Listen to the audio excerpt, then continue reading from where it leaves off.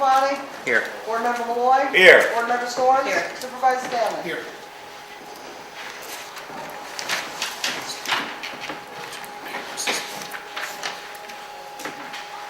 I'd entertain a motion to approve the previous town board meeting minutes. I'll make that motion. Have a second? I'll second. All in favor? Aye. Opposed? Thank you.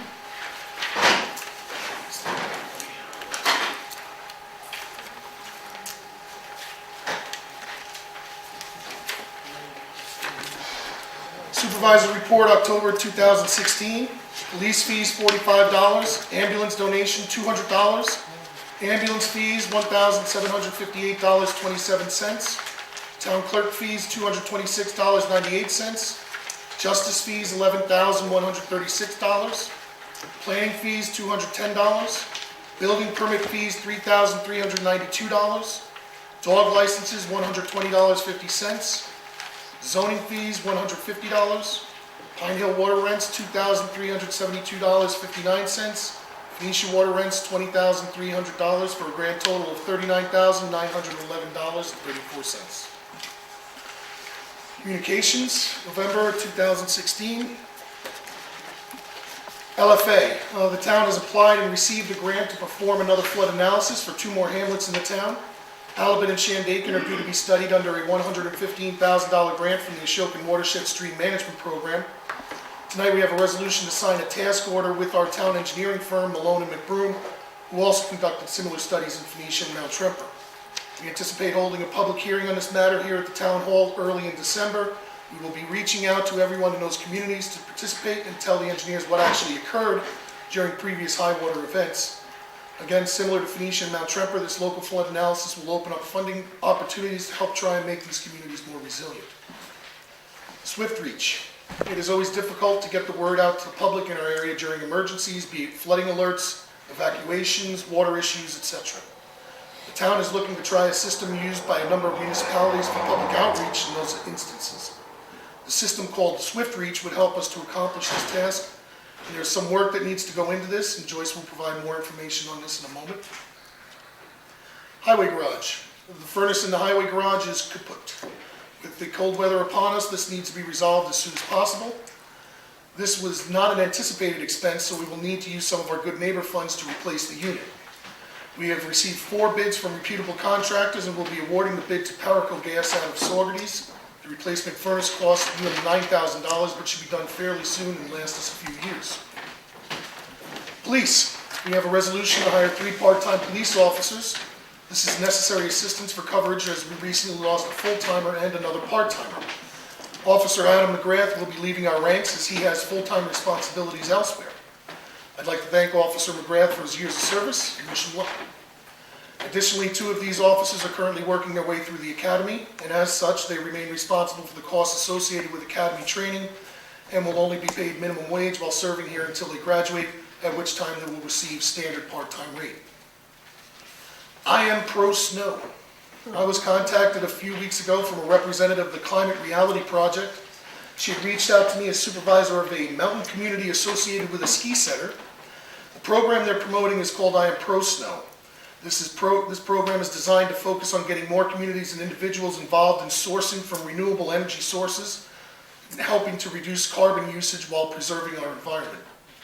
The communities involved thus far are committed to working on preserving the winter season and economy surrounding winter sports.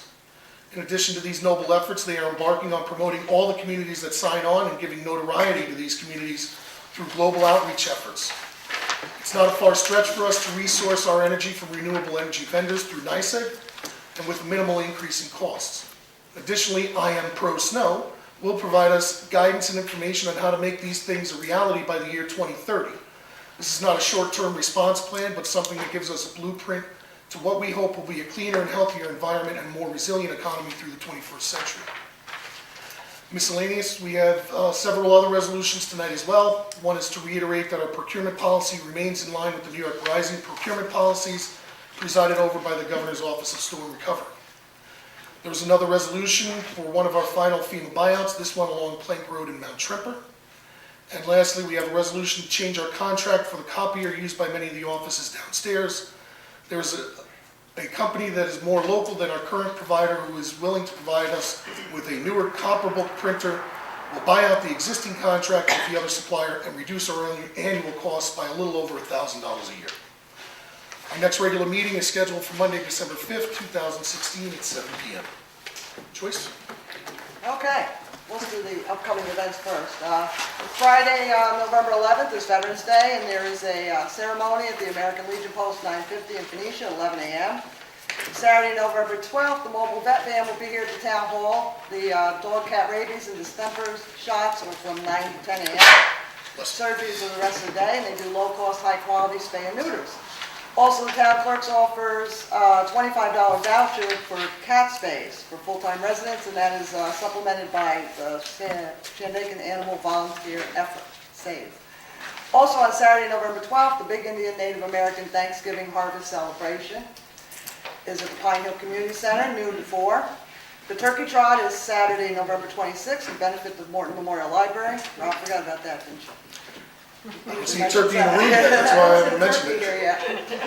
Saturday, December 3rd, there will be a Christmas tree lighting in Phoenicia at 5 p.m. There will also be a firehouse party at the M.F. Whitney Firehouse at 6 p.m. and the stores in town will be open later. And remember to shop small. Saturday, December 10th, there's a craft fair at the Phoenicia Fishing Game. Vendors should contact Sonia at 845-657-8271 or Tammy at the Phoenicia Market. And there's a resolution tonight on the emergency notification system. Our office will be looking for volunteers to go door to door. You'll see these signs up around town, hopefully. And we made a dedicated website page on our website. It's shandaken.us/alerts. And hopefully the resolution will pass tonight, and when it does, we'll have apps on our website so you can download it to your phone, your smartphones, and computers. So when there is an emergency in town, if there's a boil water alert, if somebody's lost in the woods, if there's a road closed, anything like that, you can be notified by either, technology allows the town to reach our residents via landline phone, cell phone, call or text, and email. So there are many people who fall through the cracks in town that don't go online, so they'll be able to be reached by a landline phone. If they have a Time Warner phone, which is the first to go out in an electric event, they can get the phone number of a resident outside the town. So if Grandma's phone is out, her niece in Kingston can be notified and she can come up and check on Grandma. So hopefully this will alleviate a lot of the problems of getting information out to the town. So we do have volunteers going out Saturday. Gail's going to be hitting High Street and Lane Street. We have about 6 people that are going to hit the Phoenicia Water District first. And then we're going to work our way through town. We have Patty Rudge up in Big Indian, if you'd like to volunteer up there in the future, to go up there. And we have Michelle Wooten in the Pine Hill area. Also, please call my office if you'd like to help. It'll take like maybe a half hour to just do your area. We're going to hand out these flyers to let computer people know about the website. And for non-computer people, we will sign them up on the spot and get their landline, any information we can get so they can be notified. And when this is all done, guys, the ambulance, fire department, police will have a short training course, very easy. Rob and I will do it, and then you guys will have access to it. So you can just send out alerts. And then also it has text to voice, so they will leave a message on machines. So it's an awesome system. It costs $1,000 a year. I gotta do a training course? It'll take 10 minutes, I promise. First I heard of it. It's a webinar. Really, if you go anywhere, it won't cost us I anywhere to love go be trained or anything. We'll do it all online. So it's an awesome thing, and we're really looking forward to using it. Okay. That's it. Very good. Sorry. Turkey here yet? No? Okay. Any other communications? I just want to announce that STS will be performing the Miracle on 34th Street the first 3 weekends of December, and it's an old-fashioned radio show set in the 1940s, so it should be a lot of fun. Okay. With that, we'll move on to committee reports. Ambulance, Chief Hill. Good evening, Supervisor Stanley, members of the town board, and town residents. October report for the town of Shandaken ambulance. Total calls received were 32. We received mutual aid 1 time. As we start off with what I hope to be a happy and healthy holiday season for everyone in the town, I would like to remind everyone that as the temperatures get colder and the use of heaters and other means of keeping warm, be aware of the dangers and signs of carbon monoxide poisoning in your homes. This can include headaches, reddening skin, and could include altered mental status. Everyone should have a CO2 detector or CO detector in every room in your furnace to help get an early warning if a problem should arise. Also, for those that have older family members, I ask that you check in on them, make sure they have plenty of fuel and blankets in the cold weather to keep themselves warm and safe. For everyone that is going to be cooking their Thanksgiving turkey via fryer, please be careful of hot grease and the dangers of putting frozen birds in the fryer oil. If anyone is wondering what can happen, there are many videos showing this on YouTube. As always, I would like to say have a safe and healthy month and have a safe and happy holiday. Also, Joyce, the ambulance, is willing to give out those pamphlets on calls and outreach programs. Good. We'll make a fun copy. There's some up here, folks, if you want to grab some. Also. Oh, I have a question for you. Can any other, carbon monoxide poisoning, can any other things cause it besides a furnace in your house? Kerosene heaters, running your car in your garage. Some people don't just automatically start their car, the garage door will be down, and the exhaust can come in through their house. Even having your car running in your driveway can leak up into your windows and crevices. So just, I ask everyone to be aware. If you start having a headache, start feeling weird, call the ambulance. We do have capabilities of checking to see if you do have CO in your blood. Both fly cars have what we call Rad 57s. It's like pulse ox that will read CO levels in a way in your blood, similar to pulse ox. Thank you. Chief? Please, Chief Stewart. Okay, so for October, we handled 135 calls. We had 3 arrests and issued numerous summonses. As you well know, we lost a full-time officer who moved on to bigger and better pastures. So tonight there's a resolution to hire 3 part-time members. They're on the other side of the room: Sean Ryan, Dan Farcher, and Gabrielle Lima. Dan and Gabrielle still have to finish up the phase 2 of the police academy. The way our police academy runs now is it runs through college. Half of it you do as a college student, the other 4 weeks you have to be an actual sworn police officer to attend. So that's what we're doing tonight. We're going to hire them part-time. They're going to complete their training, and then they come to us for what we call field training, which is 160 hours, and that's where the $9 an hour comes into play. Anybody have any questions about that? That's all I have. Any questions? When do they start?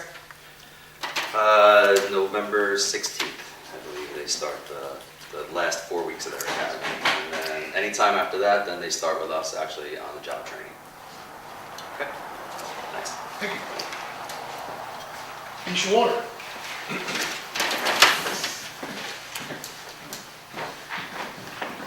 Good evening, everyone. Rick is a happy camper now. He's got a new used truck. He's zipping up and down Main Street, waving to people. He's going up and down the street, waving to people and so forth. But all kidding aside, he's been really fixing leaks around. His water consumption has gone less than half of what it was. Would you use 39,000? Sorry, you were distracted. This giant turkey just walked in the room. Oh, yeah. So his usage is less than half. So it's really had a major effect in a positive way. So that's about it. Next meeting is on the 16th, next Wednesday. Just to update you, I haven't had a chance to talk to you about the, what's the CDBG grant. Right. So the engineer was finalizing the preliminary engineering report, or the environmental report that had to be done by the state. And the final thing is that we have to get a flood development permit out of our office, fill it out for them, send it up to Albany, and then we should be able to possibly go probably to bidding sometime in January, we're hoping. Right. So, but they're just wrapping up. It's taking a long time up there. And The the environmental issue with Indian artifacts has been Uh, solved? Well, no, apparently the Indian artifact issue, where they initially thought that they were going to have to dig probably like 6 inches to a foot down in the ground for inspection, apparently they want to dig down to the development depth.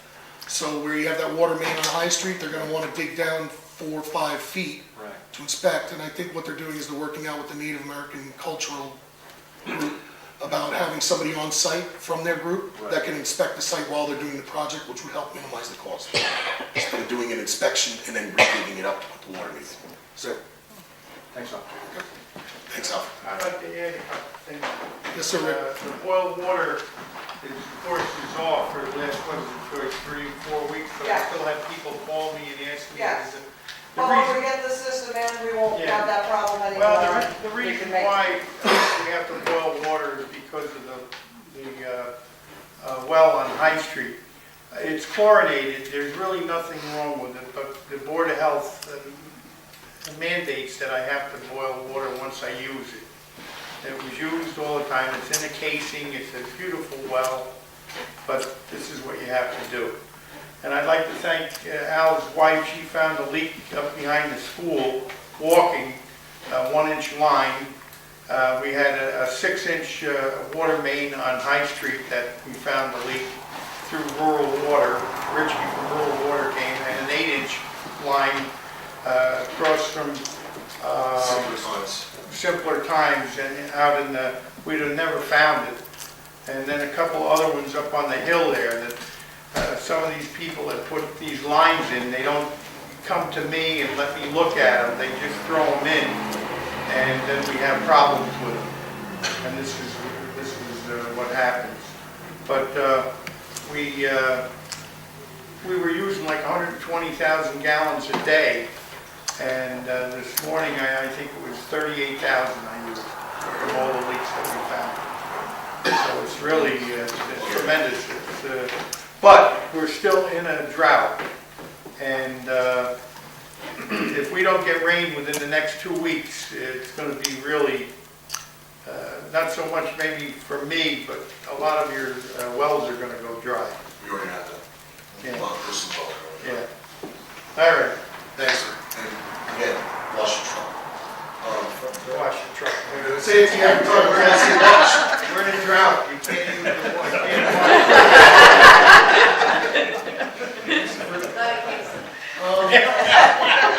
Go to Rick's with the museum. Next minute. We had Oh, 23, excuse me. And I want to thank Gail too. She found the leak on High Street. Okay. we had 23 visitors in October at the museum. We have acquired a used laptop for visitors to use for genealogy and a computer table and chair. We have also acquired a new canopy to replace the one that was torn, so we don't have a rain in Shandaken day and get soaking wet. We also have 2 new humidifiers for the collections room because it's very damp down there in the lower area. Kathleen, our director, put together several boards of photos of antique cars for the car show at the Pine Hill Community Center in October. And this lady right here, Marilyn Stapleton, was in charge of that. And the display is still at the community center in Pine Hill if anybody wants to go up and look. I heard a little rumor that Lowell Smith and his wife Georgie pulled up chairs and looked at all the old cars and were trying to figure out where in Pine Hill the photo was taken. So it's quite interesting. We received a certificate of appreciation for our participation in the Cultural Heritage Week from County Executive Mike Hine. We have I Love Shandaken buttons and museum buttons for sale for $2 a piece. There will be a dream catcher workshop December 10th at the museum, and that's Big Indian, Native American, and Mary Lou will be right there to help you with your dreams. We are in the beginning stages of having a postcard show at the museum, and we're looking at possibly President's weekend in February. I have spoken to Eric about the fire escape and the base of the fire escape on the back of the building, and hopefully he can help us out. The storage shed is being stained and should be done this weekend.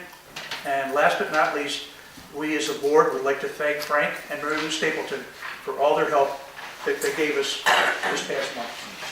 Thank you.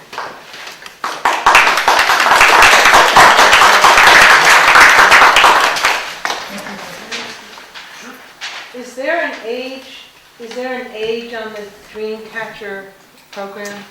Like, is No, it someone who's like a 5-year-old child to do it. driving up? Yeah, yeah, we have a couple of our members that are gonna be there, so we'll have 2 different styles that people can do. Thanks. Just to reiterate, Mary Lou and Frank, putting together that car show in Pine Hill was a great event in Pine Hill. I know all the businesses were very happy with it, and I know it ties in with the 1903 Devil Wagon race that went through there. With that, I'd also like to thank, they're not here tonight, but Cassie and Kevin Van Blarkum, who helped put together the Pine Hill Block Party. Again, another successful event in Pine Hill. The two of them, one weekend after the other, was really influential on the business and the economy of Pine Hill. I mean, the business owners were ecstatic with both events. Nobody got out of hand, and it was very well contained and well put on. So thank you, and Frank, and Cassie and Kevin, wherever they may be. So. Going to recreation, Marty? As you know, we had a really successful picnic in Glenbrook Park in mid-October. This year, we decided to focus on celebrating with the kids. In years past, we've had a more adult event. So we had hot dogs and hamburgers, and kids came and they played on equipment, and they played some soccer, and they threw balls around. And then Rob had shared with us many donations that were recruited for Shandaken Day but hadn't been given out. So people had a grand time winning raffle prizes. We honored our Glenbrook Park's first park manager with a tree and Sandy Stanley's memory and a plaque. And we're looking forward to seeing it thrive. And we honored her son as this year's park superhero. We wanted to thank Rob for all he's done for Parks and Recs. I think we've come a long ways, and we're excited about the future. That's it. Thank you.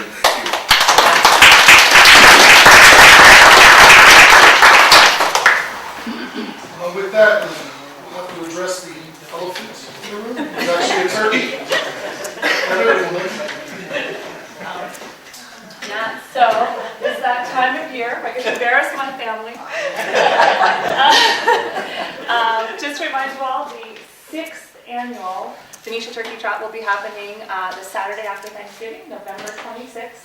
For those of you that don't know, the Phoenicia Turkey Trot is a 2.4-mile fun run, walk, wobble, gobble, whatever you want to make it. The proceeds this year are going to go to the Pine Hill Library. So each year we pick a different recipient for all the proceeds to go to, and our track record is about $15,000 in total for all these years that we've been doing this. So $10 at a time goes a long way. So I hope you can come out and join us. Saturday, November 26th, you can pre-register with some of these registration forms that I'll leave here. You can also pre-register online at Runreg. Do you guys need some? What's that? Runreg.com. Runreg.com. You can pre-register, and I think there might be 5 slots left for the free T-shirts if you get on your phone and register now. We could also stand to use a few more volunteers. And Patty, do you know if we need more outdoor volunteers? We need 3 more outdoor volunteers. So we need 3 more volunteers to marshal the course. Make sure there's no cheaters or stray turkeys anywhere. And we're pretty well set with indoor volunteers. We are. Yeah. So we'd also just like to thank the town for all of their support in the years past in the terms of traffic control and insurance, and hopefully, Rob, you're going to be our MC again this year, right? So, and we also have drop the mic and run. We since Oh, bring it. oh no, here we go.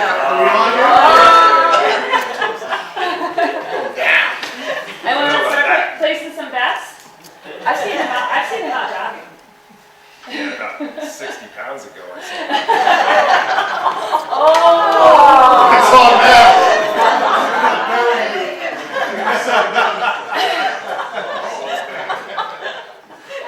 We also have a spare turkey costume since Caleb Rudge is overseas right now. So, Tim, I think it would look great on you if you wanted to run. I don't know. So let me know if you want to wear the Okay, spare I'll let turkey you know. costume for the turkey trot. So hope you can all come out and join us. It's a great event. We usually have a couple hundred people, and just lots of fun and healthy living. Did I miss anything, Pat? No, you got it quartered. Thank you. I want to thank you and Patty again for this. It's a really fun event. It's a great way to kick off Shop Small Saturday, as Joyce was pointing out earlier. So Yeah, yeah. hope everybody gets there and just even stop by and applaud the people as they're going by and give them some support. Oh, it's great. If you're not going to run or volunteer, being on Main Street and just watching everyone come down and cheering them on is also a treat too. So, Thank you, ladies.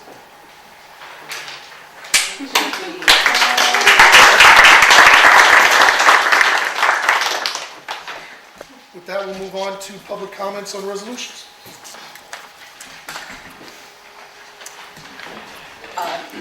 I'd like to thank the town board for several resolutions which saved the town money.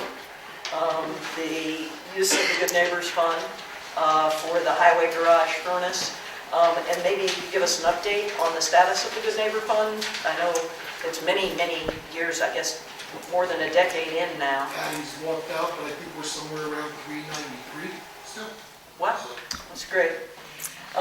And the hiring of the part-time officers, and welcome to all the new officers.